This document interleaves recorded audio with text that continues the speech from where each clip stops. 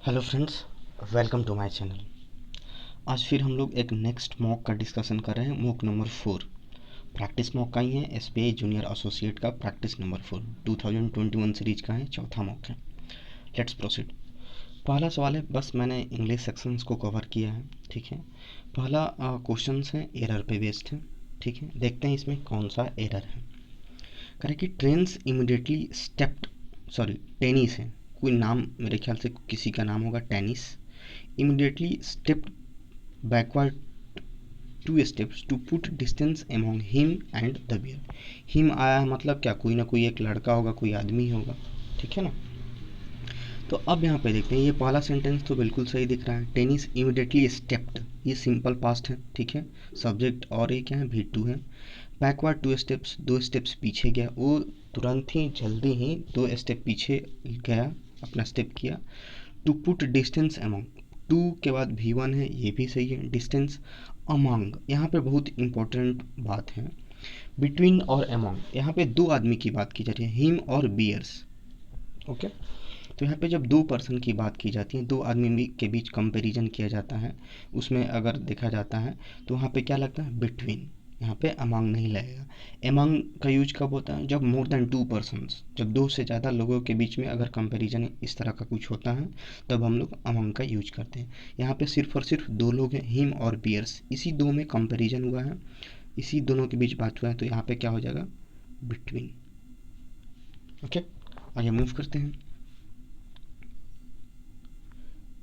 अगला है, the defendant replied that he did not had the money on him and his wife would not be home until later that night. अब यहाँ पे देखते हैं, जो डिफेंडेंट था रिप्लाई दिया, क्या रिप्लाई दिया, ही डिड नॉट हैड। एक सबसे इम्पॉर्टेंट बात है, जो डिड होता है इसके बाद हमेशा वर्ब का बेस फॉर्म आता है। डिड के बाद हमेशा वर्ब का बेस फॉर्म आता है। ये तो हैड क्या, पास्ट पार्टिसिपल फॉर्म हो गया, तो इसलिए ही डिड नॉट हैड के जगह पे क्या होना चाहिए, हैव होना चाहिए। यानी जो डिड के बाद हमेशा क्या होगा, वर्ब का बेस फॉर्म आता है, इसलिए डिड नॉट हैड ना हो करके करेक्ट क्या होगा, ही did not have the money, यानी उसके पास पैसा नहीं था। आगे मूव करते हैं। कहा कि टू ओवरकम दिस क्राइसिस, यानी इस ये जो संकट है उसको दूर करने के लिए, the majority of people are asked him to announce, क्या बोल सकते हैं, majority of people are asked him to announce announce election और सिंपली रिजाइन। कह रहा है कि ये जो संकट है इसको दूर करने के लिए मेजोरिटी ऑफ पीपल मतलब बहुत सारे लोग, आर आस्क्ड हिम, यहाँ पे सेंटेंस ही का स्ट्रक्चर नहीं गलत लग रहा है। अगर इसको लिटरल मीनिंग देखें तो इस संकट को दूर करने के लिए बहुत सारे लोगों को पूछा गया, आर आस्क्ड, बहुत सारे लोगों को पूछा गया, ऐसा तो नहीं होगा ना। बहुत सारे लोग पूछे उससे, इस तरह का सेंस आ रहा है, चाहे बहुत सारे लोग उससे पूछ रहे हैं कि इलेक्शन का अनाउंस करे या तो रिजाइन कर दे, ठीक है। तो ये जो ये पैसिव फॉर्म में जो दिया है, पैसिव फॉर्म में नहीं होगा, क्यों, क्योंकि majority of people are asking होगा। यहाँ पे अगर स्ट्रक्चर की बात की जाए तो majority of people are asking him to announce, ठीक है। आस्क के जगह पे क्या होना चाहिए, आस्किंग, यानी बहुत सारे लोग उससे पूछ रहे हैं कि या तो इलेक्शन का अनाउंस करो, नहीं तो रिजाइन करो। अगर यहाँ पे आर आस्क है पैसिव फॉर्म है, तो उसका मतलब ही उल्टा हो जा रहा है कि इस क्राइसिस को दूर करने के लिए बहुत सारे लोगों से पूछा गया, ऐसा तो नहीं होगा ना, किसी खास पार्टिकुलर आदमी से पूछा क्या होगा, तो बहुत सारे लोग उसको पूछे होंगे, तो इसलिए यहाँ पे कंटिन्यूअस टेंस में होगा, आर आस्किंग, पूछ रहे हैं उससे कि अनाउंस, आप इलेक्शन का अनाउंस करो या फिर रिजाइन कर दो, ओके। यानी करेक्ट आंसर क्या हो जाएगा, सी। आगे मूव करते हैं। कह रहा है कि Ronnie Rob was walking through a paddy field in the foot hill of the Himalayas when the wasp stung him. कह रहा है रॉबिन रॉब, रॉनी रॉब कोई नाम होगा, वॉकिंग वाज वॉकिंग, इसमें कोई गलती दिख नहीं रहा है। ये क्या है, पास्ट कंटिन्यूअस टेंस है, बिल्कुल सही है। Through a paddy field, paddy field मतलब क्या, धान का जो खेत होता है। In foot hills of Himalaya, Himalaya region में किसी धान के खेत से वो क्या कर रहा था, उसी के थ्रू वो गुजर रहा था, वॉकिंग कर रहा था। When the wasp stung, when जब, वेस्प, वेस्प एक इंसेक्ट होता है, कीड़ा होता है जो कि येलो कलर का, जो वो डंक मारता है, स्टंग, ये क्या है, V2 है, इसका बेस फॉर्म क्या होता है, स्टिंग, स्टिंग का V2 स्टिंग। तो यानी हमारा ये जो पहला फॉर्मेट है ये क्या सिंपल पास्ट में चल रहा था, यहाँ पे भी क्या सिंपल पास्ट में चल रहा है, तो यहाँ पे कोई गलती है ही नहीं, इसलिए इसमें क्या हो जाएगा, नो एरर। आगे मूव करते हैं। कह रहा है कि ही इज पे फॉर हिज नॉलेज, ये तो पढ़ के ही गलती का पता चला, ही इज पे, कोई भी ऑक्सिलरी वर्ब है इसके बाद V1 तो कभी आता ही नहीं है, या तो ING फॉर्म में होगा या तो पैसिव फॉर्म यानी V3, या तो V4 आएगा नहीं तो V3 आएगा, ये तो बिल्कुल गलत है। ही इज पे, यहाँ पे क्या होगा, ही इज पेड हो जाएगा, यानी उसको पे किया जाता है, ये पैसिव फॉर्म है ना। He is paid for his knowledge, यानी वह अब मतलब उसको क्या, उसके ज्ञान के लिए, उसके नॉलेज के लिए पे किया जाता है, उसको पेमेंट किया जाता है, पैसिव फॉर्म है। कोई भी ऑक्सिलरी वर्ब होता है इज, आर, एम, वज, वेयर, उसके जस्ट बाद V1 वर्ब का बेस फॉर्म कभी नहीं आता है, या तो V4 आएगा नहीं तो V3 आएगा। तो यहाँ से बिल्कुल क्लियर है। तो he is paid for his knowledge and his ability to superintendent and direct the work for those places under him, बिल्कुल क्लियर है। तो यहाँ पे एरर इस पार्ट में है। आगे मूव करते हैं। ये हमारा सेंटेंस रीअरेंजमेंट का है, ठीक है, कल भी हम लोग इस पर डिस्कस किए थे। ये सारे ये ऑप्शंस के जरिए बड़े ही हेल्पफुल होते हैं, एलिमिनेट करना बड़ा इजी होता है। तो देखते हैं यहाँ पे क्या है। शुरू की बात करें, बी यहाँ पे दिया हुआ है स्टार्टिंग में, और पॉलिसीज हैड बीन एक्सटेंडेड, ठीक है, ये मतलब साफ साफ मतलब दे रहा है, तो हम इस पर कंसिडर कर सकते हैं कि हाँ it will be the starting sentence, ठीक है। आगे देखते हैं बी वाला भी पार्ट है। सी को देखते हैं, जो एलिमिनेट कर सकते हैं उसको हम देखते हैं। पहले सी से देखते हैं कि क्या है इसमें।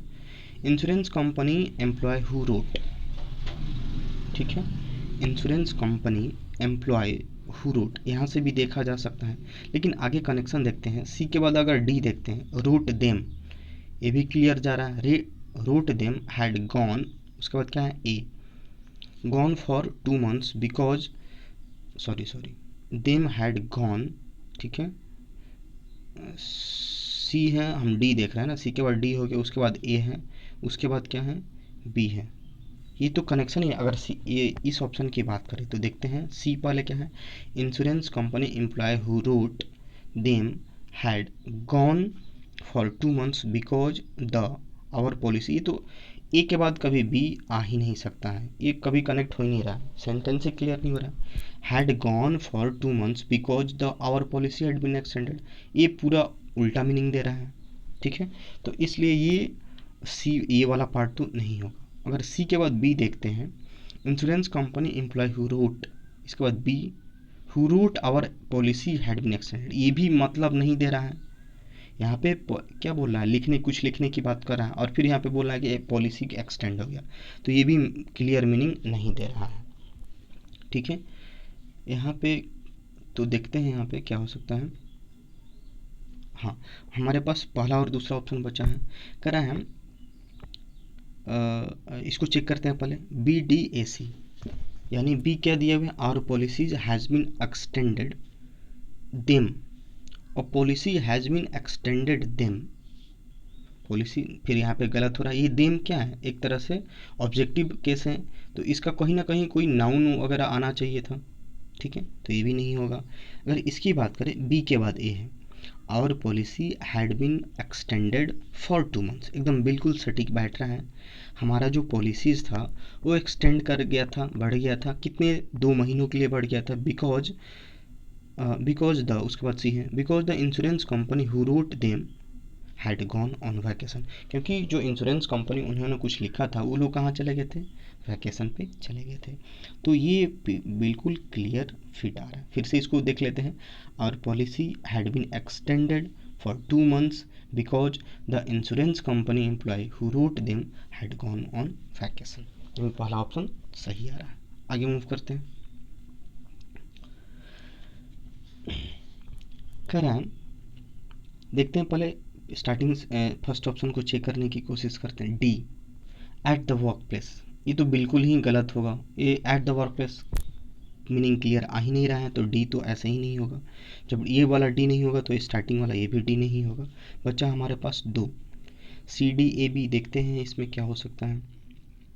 CD कर रहे हैं कि सी देखते हैं, लॉज अगेंस्ट सेक्सुअल हैरेसमेंट। ठीक है, स्टार्टिंग सेंटेंस हो सकता है कि कोई जो कानून है जो सेक्सुअल हैरेसमेंट के खिलाफ जो कानून है वो क्या है, उसके बाद डी है एट द वर्क प्लेस, जो वर्क प्लेस पे हैं। ठीक है, यहाँ सी और डी देखते हैं, एट द वर्क प्लेस। उसके बाद ए है ईयर्स इंक्लूडिंग हैरेसमेंट। अब यहाँ से बाय द वे ये और ए तो कनेक्ट हो रहा है, लेकिन डी और ए कनेक्ट नहीं हो पा रहा है। Laws against sexual harassment at the work place, years यहाँ पे टाइम का सेंस दे रहा है तो ये भी नहीं होगा। सी की देखते हैं, सी के बाद बी दिया हुआ है, laws against sexual harassment have been defined. ये बिल्कुल सटीक बैठ रहा है ना कि ये जो कानून है जो सेक्सुअल हैरेसमेंट के जो खिलाफ है, हैव बीन डिफाइंड, उसका क्या होगा, रिफाइंड हो गया, मतलब उसको दोबारा से देखा जा चुका है, उसमें कुछ अमेंडमेंट, उसमें कुछ सुधार लाया जा चुका है ओवर द ईयर्स, कुछ सालों में, including harassment, including harassment at the work place. ये बिल्कुल सटीक जा रहा है, ये यानी आंसर क्या हो जाएगा, C option is the correct answer. इसको पूरा दोबारा देख लेते हैं। Laws against sexual harassment have been refined over the years including harassment at the work place. एकदम बिल्कुल मीनिंग क्लियर दे रहा है। आगे मूव करते हैं। करा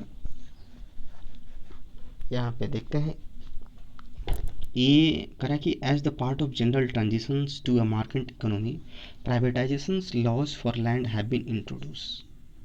ये देखते हैं as the part of generation transition, ये स्टार्टिंग हो सकता है as the part of general transition, जो जनरल ट्रांजिशन है उसका एक हिस्सा के तौर पे इसको हम लोग कंसिडर कर सकते हैं। आगे देखते हैं, B C to a market economy. ये तो बी से हम लोग शुरू कर ही नहीं सकते हैं क्योंकि ये पूरा कंप्लीट मीनिंग दे ही नहीं रहा है। ठीक है, तो ये वाला नहीं होगा तो ये भी नहीं होगा। ठीक है, ए हम सोच सकते थे A B D C, A B D C. अगर ए बी इसको चेक करते हैं, as the part of general transition to market economy. ठीक है, ये तो जा रहा है, ठीक जा रहा है। As part of general transition to the market economy, market economy के लिए जो जनरल ट्रांजिशन है उसका एक हिस्सा, ठीक है, हैव बीन इंट्रोड्यूस किया गया प्राइवेटाइजेशन। ये और ये फिर फिट नहीं बैठ रहा है। ठीक है, नहीं तो ये गलत हो जाएगा। अगर इसकी बात करें, ए और डी की बात करें, as the part of general transition have been introduced, ठीक है, टू मार्केट इकोनॉमी, ये सेंटेंस गलत नहीं, ये पूरी तरह से क्या है, नो अरेंजमेंट होगा। ये पूरी तरह से सेंटेंस सही दिया ही है, यानी as part of general transition to market economy, privatisation law for land have been introduce. एकदम क्लियर मीनिंग दे रहा है कि जो भी मार्केट इकोनॉमी से रिलेटेड जो जनरल ट्रांजिशन है उसका जो लैंड के लिए जो प्राइवेटाइजेशन का लॉ है उसको क्या किया गया है, इंट्रोड्यूस किया गया है। ये सारे गलत हो जाएंगे, नो अरेंजमेंट रिक्वायर्ड। आगे मूव करते हैं। करें इसकी बात करते हैं, ए से शुरुआत करते हैं, एज इट हैड बीन। अब यहाँ पे इट आ गया है, इट कोई ना कोई प्रोनाउन है तो किसके लिए आया है इट, एक क्लियर नहीं है, तो इसलिए ए गलत हो जाएगा सीधा सीधा। ठीक है, बी की बात करें, ये गलत हो गया तो ये भी गलत हो गया। बी से शुरुआत करके देखते हैं, the news of the sale. ठीक है, न्यूज ऑफ द सेल, ठीक है, ये मतलब दे रहा है the news of the sale, sale का कोई एक समाचार होगा, न्यूज होगा। ठीक है, बी ऑप्शन हम लोग चेक कर रहे हैं। केम क्या दिया है, came as a welcome surprise. ठीक है, एकदम कनेक्ट हो रहा है यहाँ पे। The news of the sale, कोई भी सेल का जो समाचार है, came as a welcome surprise, एक सरप्राइज के तौर पे, एक वेलकम सरप्राइज के तौर पे आया। ठीक है, उसके बाद क्या है, ए एज इट हैड बीन। अब देखिए यहाँ पे वेलकम सरप्राइज, ये जो इट आ गया है कन्फर्म हो गया, as it had been on market for some time. ठीक है, बिल्कुल सही है, तो ऑप्शन यहाँ पे क्या हो जाएगा, बी। फिर से देख लेते हैं, the news of the sale, यानी सेल का जो न्यूज़ था, came as a welcome surprise, एक वेलकम सरप्राइज के तौर पर आया। क्यों, क्योंकि as it had been on market for some time, क्योंकि ये मार्केट में क्या कुछ समय तक रहा था, इसलिए यहाँ पे क्या हो जाएगा, option B is the correct answer. आगे मूव करते हैं। कह रहा है कि in Europe then America focused marketing effort had been slower. B से शुरुआत करके देखते हैं, यहाँ पे बी क्या दिया हुआ है, फोकस्ड मार्केटिंग एफर्ट। पहले ही यहाँ पे क्या भीतरी से शुरुआत कर दिया, बिल्कुल नहीं होगा, ये नहीं होगा, बी ये वाला भी नहीं होगा। डी की बात करते हैं, ठीक है, डी के बाद ए है, यानी D a new products and more in Europe. New products and more, यानी बहुत नया प्रोडक्ट्स और भी बहुत कुछ इन यूरोप देन अमेरिका। कुछ सूट नहीं कर रहा है, ठीक है। अमेरिका फिर यहाँ पे have been slower to take off, focused marketing. ये और सी और बी अगर इससे हम लोग जाएं, सी और बी कनेक्ट करने की कोशिश तो कनेक्ट ही नहीं होगा। Have been slower to take off focused, यहाँ पे टेक ऑफ फोकस्ड, ये सेंस ही नहीं दे रहा है कुछ भी, तो ये भी नहीं होगा। डी, ये देखते हैं चौथा, न्यू प्रोडक्ट्स एंड मोर, ठीक है। न्यू प्रोडक्ट्स, जो नए प्रोडक्ट्स हैं, एंड मोर और ज़्यादा, फोकस्ड मार्केटिंग एफर्ट, ठीक है। Have been slower to take off in Europe than America, ये बिल्कुल सही जा रहा है। यानी कह रहा है कि new products and more focused, जो नया प्रोडक्ट्स हैं और भी ज़्यादा जो फोकस्ड है मार्केटिंग एफर्ट्स को लेकर के, have been slower to take off, slow हो गया है, टू टेक ऑफ इन मतलब लॉन्च होने के लिए यूरोप में दैन अमेरिका, अमेरिका से ज़्यादा यूरोप में लॉन्च होने के लिए क्या हो गया, टेक ऑफ हो गया। तो इसलिए यहाँ पे option D is the right choice. आगे मूव करते हैं। ये है हमारा क्लोज टेस्ट। देखते हैं यहाँ पे कह रहा है कि इन 2005 एन इल्यूजिव, इल्यूजिव कहने का मतलब होता है वैसा कोई चीज़ जिसको पकड़ पाना मुश्किल हो, जिसको समझ पाना थोड़ा सा डिफ़िकल्ट हो, ठीक है, उसको सुलझा पाना थोड़ा सा डिफ़िकल्ट हो। एन इल्यूजिव इलनेस, एक अजीब तरह की जो बीमारी थी, बिगेन शुरू हो गया था, टू डैश चिम्स, वो जो चिंपांजी होता है उससे रिलेटेड है। तो 2005 में एक अजीब तरह की जो बीमारी थी वो शुरू हो गया था। अब यहाँ पे क्या होगा, बिगेन टू डैश चिम्स, यहाँ पे अटैक के सेंस में आ रहा है कि जो नई तरह की बीमारी थी वो अटैक करना शुरू कर दिया था, चपेट में लेना शुरू कर दिया था। तो रिकॉर्ड तो होगा नहीं, किसी चीज़ का रिकॉर्ड आंकड़ा नहीं हो, रिलीज किसी चीज़ को छोड़ देना ये भी नहीं होगा, प्रोटेक्ट मतलब क्या होता है, सुरक्षा करना, ये भी नहीं होगा। स्ट्राइक, स्ट्राइक हो सकता है, सोच सकते हैं इसमें। अगला देखते हैं, सप्लाई, सप्लाई भी नहीं होगा, सप्लाई किसी चीज़ को देना। तो स्ट्राइक का यहाँ पे सेंस क्या रहा है, अटैक से, यानी एक अजीब तरह की जो बीमारी थी वो अटैक करना शुरू किया किस पे, चिंपांजी पे। एट द टेकुगुमा चिंपांजी सेंचुरी, कोई एक अभ्यारण्य है जहाँ पे एक जू टाइप बोल सकते हैं, सेंचुरी है, ठीक है, चिड़ियाघर टाइप, जिसमें चिंपांजी रखा गया है, इसका नाम दिया है जगह का नाम।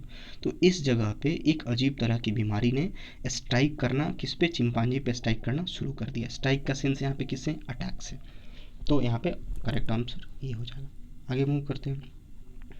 बी में क्या दिया हुआ है, the disease presented itself differently in the infected chimpanzee, ये जो डिजीज था अपने आप को बड़ा ही अलग तरीका से प्रेजेंट किया इन इन्फेक्टेड चिंपांजी, जो चिंपांजी में इन्फेक्ट हो गए थे। एंड सिम्ड ओनली टू क्या बोल सकते हैं यहाँ पे, only to dash chimpanzee at this particular. और ये जो बीमारी था अपने आप को कुछ अलग तरीके से प्रेजेंट किया था जो कि चिंपांजी में इन्फेक्टेड था, और ऐसा लग रहा था कि ओनली टू रिवर्ट, रिवर्ट मतलब क्या होता है, रिप्लाई करना, यहाँ पे तो कुछ सेंस आ नहीं रहा है। ओनली टू अफेक्ट सोच सकते हैं कि क्योंकि क्या कि ये केवल क्या चिंपांजी को ही अफेक्ट कर रहा था, ठीक ना, ये जो डिजीज है कुछ अपने आप को अलग तरीके से रिप्रेजेंट कर रहा था, और ऐसा प्रतीत हो रहा था कि केवल केवल ये चिंपांजी को ही अफेक्ट कर रहा है। तो इफेक्ट यहाँ पे राइट है। अपलोड पता ही है, किसी की तारीफ करना, अपोज रोकना, वेल मतलब क्या होता है, एकदम कंप्लेन करना या चिल्ला चिल्ला के बोलना, ठीक है, तो यहाँ पे अफेक्ट हो जाएगा। तो यहाँ पे केवल किसको अफेक्ट कर रहा था, चिंपांजी को, एट दिस पार्टिकुलर सेंचुरी, एक खास करके इस सेंचुरी में। अगला देखते हैं, कह रहे हैं कि वाइल सम चिम्प्स, ठीक है, डैश द साइन, अब यहाँ पे बोल रहे हैं कुछ चिंपांजी प्रदर्शित किए, यहाँ पे सेंस क्या रहा है, कुछ chimpanzee science of A digestive disorder, यानी जो पाचन जो सिस्टम होता है उसमें गड़बड़ी का कुछ जो सिंबल एक चिन्ह है उसको प्रदर्शित किए। तो एकदम क्लियर सा मतलब एग्जिबिट मतलब क्या होता है, प्रदर्शित करना, दिखाना, तो यहाँ पे क्या हो जाएगा, एग्जिबिट हो जाएगा। इनिशिएटेड पता ही है, शुरू करना किसी, कन्विंस मतलब किसी को आश्वस्त करना, अवॉइड मतलब किसी चीज़ से दूर रहना, एनवाय मतलब इरिटेशन होना किसी चीज़ से, ठीक है। तो वाइल सम चिम्स एग्जिबिटेड मतलब प्रदर्शित किए, किस तरह क्या चीज़ प्रदर्शित किए, उनमें पाचन की गड़बड़ी होने लगी, others and seizures and lack of the coordination, and sometimes the chimps showed all of these symptoms. Infected chimps appear to, आगे देखते हैं, infected chimps appear to appear to क्या बोल सकते हैं, जो जो चिंपांजी जो थे, जो इन्फेक्टेड हो गए थे, संक्रमित हो गए थे, वो अब क्या लगने लगा, टू डैश फ्रॉम डिजीज। अब यहाँ पे बोल रहा है, तो यहाँ पे सेंस क्या रहा है कि ये जो बीमारी से वो लोग क्या हो रहे, ठीक होने लगे, बीमारी से रिकवर होने लगे। तो रिकवर यहाँ पे डायरेक्टली दिया ही है, बेनिफिट तो होगा नहीं ना। जो इन्फेक्टेड जो है वो बेनिफिट, बीमारी से तो कोई बेनिफिट नहीं होगा ना, बीमारी से कोई लाभ तो होता नहीं है। असिस्ट मतलब सहायता करना, हेल्प करना, बीमारी से कोई हेल्प होगा नहीं। स्कॉल्ड मतलब डांटना, चिल्लाना, ये भी नहीं होगा। रिकॉल मतलब किसी को याद करना दोबारा से। तो यहाँ पे recover is the right answer. तो जो भी इन्फेक्टेड चिंपांजी थे, तो ऐसा लगने लगा, अपीयर्ड होने लगा कि वो लोग इस बीमारी से रिकवर होने लगे, ठीक होने लगे। टू सकम मंथ लेटर, सकम कहने का मतलब एक तरह से डेथ, बहुत ही बुरी परिस्थिति, बुरी मंथ से गुजरने के बाद ये लोग क्या होने लगे, ऐसा लगने लगा कि ठीक होने लगे। Even with medical care, medical care के साथ, लास्ट ऑप्शन क्या है, even with medical care dash veterinarians at century. Veterinarian मतलब क्या, जो भी उस सेंचुरी में, जो भी उस अभ्यारण्य में, जो भी जो पार्क था, उसमें और भी जितने सारे जानवर थे, उनको भी क्या एक तरह से खतरा मंडरा रहा होगा, एक तरह से ही ना सेंस आ रहा है कि ये तो बहुत डेंजर सिचुएशंस के बाद ऐसा लगने लगा था कि लोग ठीक होने लगे, रिकवर करने लगे थे। लेकिन इवन विथ मेडिकल केयर, मतलब मेडिकल केयर करने के बाद भी कुछ यहाँ पे क्या होगा, यील्ड, यील्ड मतलब तो उपज होता है, पैदावार होता है। रिड्यूस मतलब क्या होता है, कमी होना। अलार्मिंग हो सकता है यहाँ पे, चिंताजनक की बात, ठीक है। फियरिंग मतलब डर, अपीजिंग मतलब किसी को शांत कराना। तो यहाँ पे बेस्ट ऑप्शन क्या है, अलार्मिंग। यानी जो भी यहाँ पे जो सेंचुरी, जो पार्क है, अभ्यारण्य है, इसमें जो भी और भी जो जानवर हैं उनके लिए क्या एक बहुत ही चिंता का विषय बना। अलार्मिंग मतलब क्या, चिंता का विषय बना है, उनको भी इन्फेक्शन हो सकता है। राइट, आगे मूव करते हैं। ये हमारा क्या है, या तो क्या लिया है, if all find out the word which are wrongly spelled and inappropriate. या तो किसी स्पेलिंग गलत होगा, स्पेलिंग मिस्टेक होगा, नहीं तो किसी वर्ड का इनअप्रोप्रिएट, गलत यूज किया गया होगा। ठीक है, देखते हैं यहाँ पे। हाँ, the arrival of Mongol of the Ottomans had disrupted the trade routes and certain areas of Europe were edging into depression. अब कह रहे हैं अराइवल मतलब क्या, आगमन बोल सकते हैं।